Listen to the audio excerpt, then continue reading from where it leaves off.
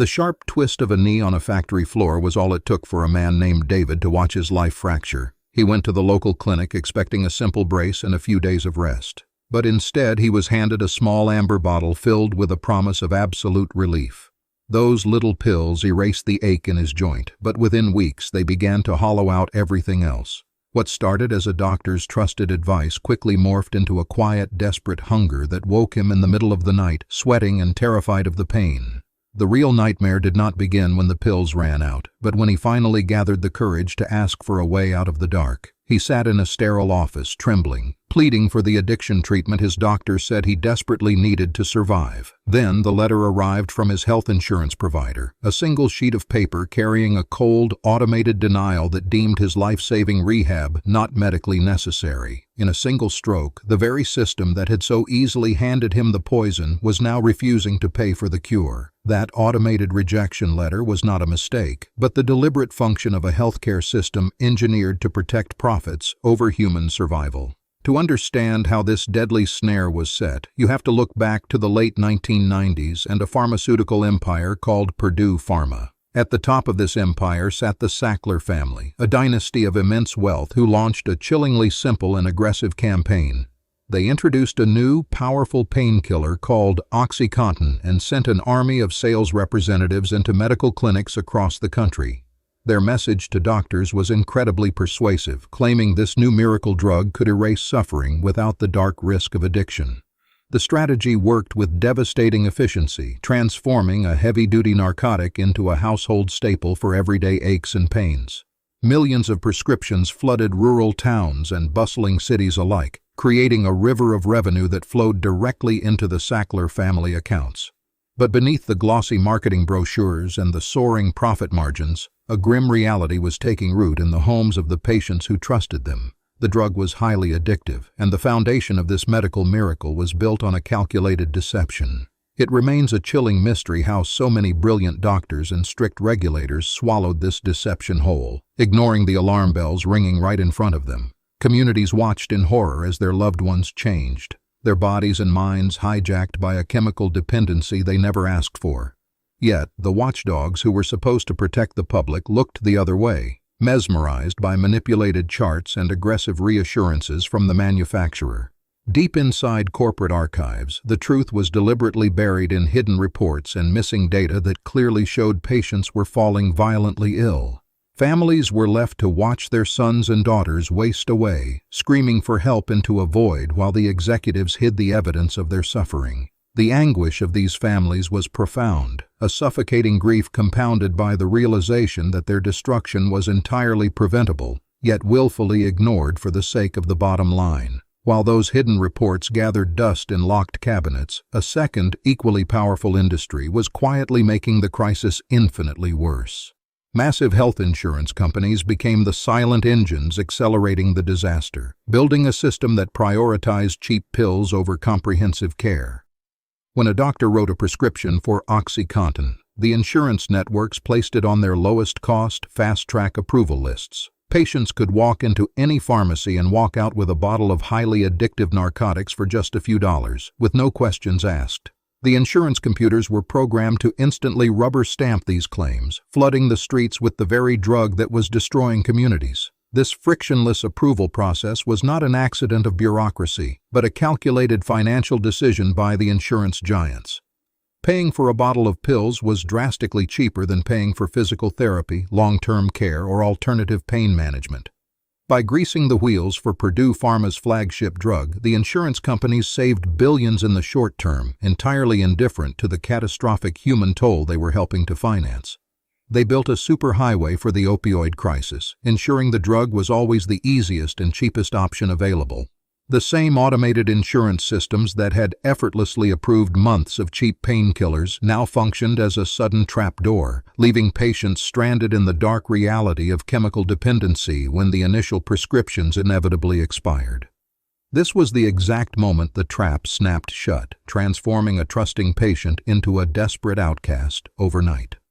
The final pill was swallowed, The plastic bottle sat empty on the nightstand, and within hours, a fierce, bone-crushing withdrawal began to take hold. It was a physical agony unlike any injury they had ever suffered, a complete hijacking of the nervous system that demanded more of the drug just to survive the day. Yet, when these terrified individuals returned to the clinics seeking help for the dependency they had just developed, the reception was chillingly cold. The healthcare system, which had so warmly welcomed them as paying customers for pain management, suddenly viewed them as liabilities. They were no longer seen as sick people needing medical care, but as addicts who had somehow brought this profound suffering upon themselves. Stripped of their dignity and labeled as drug seekers by the very doctors who had written their first prescriptions, these abandoned patients were forced to turn to their insurance providers, desperately hoping the safety net they had paid into for years would cover the cost of recovery. But instead of a safety net, desperate families crashed into a massive invisible wall of corporate bureaucracy. When mothers and fathers begged for addiction treatment, pleading for a stay in a rehabilitation center, or for new medicines designed to stop the agonizing physical cravings, they met a rigid system designed to say no.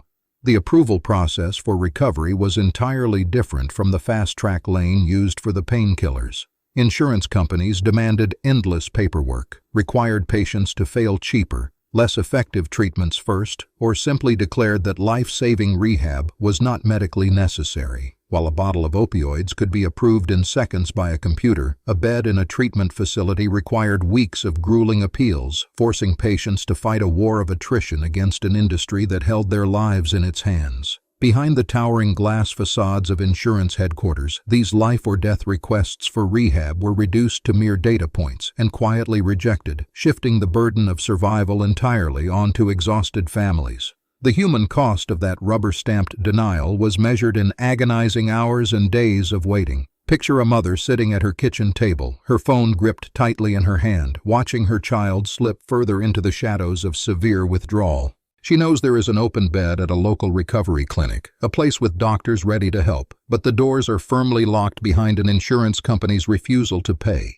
Every time the phone rings, her heart leaps with the fragile hope of an authorization code, only to shatter when she hears another automated voice or a representative reading from a script. The cure is right there, agonizingly close, yet entirely out of reach because a distant medical director, who has never met her child, decided the financial cost of saving a life was simply too high. That crushing silence in the kitchen, broken only by the sound of a loved one suffering in the next room, became the defining tragedy of a generation, paving the way for an even darker corporate scheme. Deep within the confidential files of Purdue Pharma, a chilling strategy was quietly taking shape. The Sackler family, already reaping billions from the sale of OxyContin, began exploring a new, deeply unsettling business venture. Internal records revealed a secret initiative, sometimes referred to as Project Tango, which outlined a plan to manufacture and sell the very medications used to treat opioid addiction. They recognized that the growing crisis they helped ignite was not a tragedy to be stopped, but a massive, expanding market waiting to be captured. The blueprints for this project detailed how the company could seamlessly transition a patient from a painkiller customer into an addiction treatment customer. It was a closed loop of continuous profit, where the creators of the dependency would now charge desperate families for the cure. While those same families were fighting insurance companies just to get basic rehab covered, the architects of their suffering were calculating the future revenue of addiction clinics and recovery drugs. The human toll was entirely removed from the equation, replaced by cold, calculated projections of market share. As the details of this dual profit strategy eventually leaked to the public, the sheer calculated nature of the betrayal sent shockwaves through the legal teams preparing to hold the company accountable. But the drug manufacturers did not build this crisis alone. A vast, invisible network connected the makers of the pills directly to the massive insurance companies that paid for them. It was a systemic alignment of financial interests where both sides of the healthcare system found a way to win while the patient lost.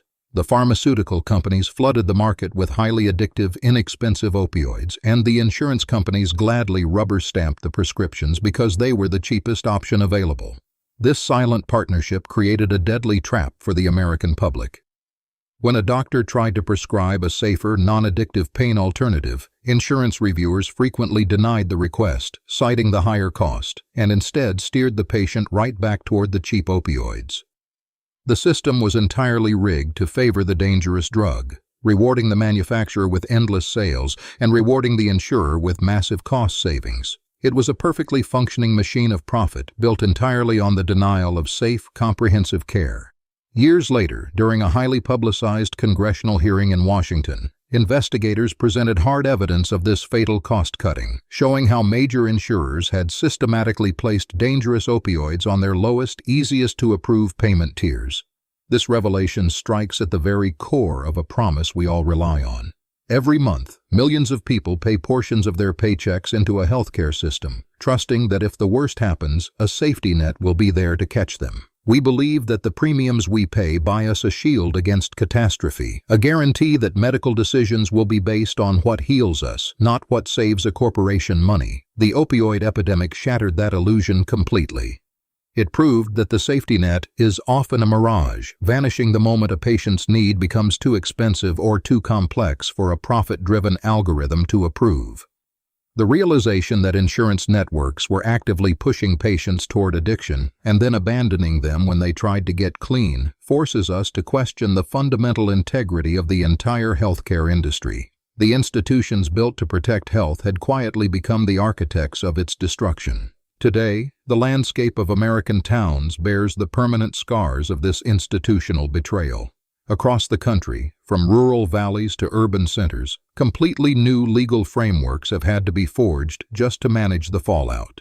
Billions of dollars in settlement money are now flowing into newly established state trusts, funds specifically legally mandated to build the addiction recovery infrastructure that insurance companies refused to cover for 2 decades. Old community centers and abandoned storefronts are slowly being transformed into state-funded treatment clinics, a physical testament to a massive public health correction.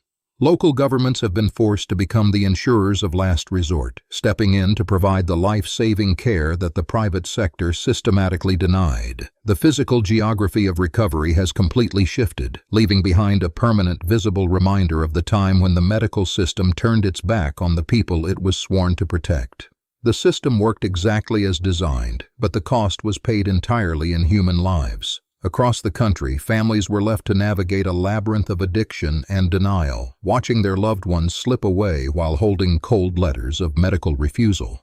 Parents emptied retirement accounts to pay out of pocket for the very rehabilitation treatments their monthly insurance premiums were supposed to cover, only to find the financial drain was a second, crushing blow.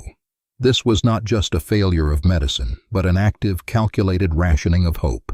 The aftermath left entire communities hollowed out as local recovery clinics closed their doors and the burden of care shifted to overwhelmed emergency rooms and underfunded public services. The corporate ledger remained perfectly balanced, insulated by layers of legal protection, while the people who trusted the medical system were left to bury their dead and carry the staggering weight of unpayable medical debt.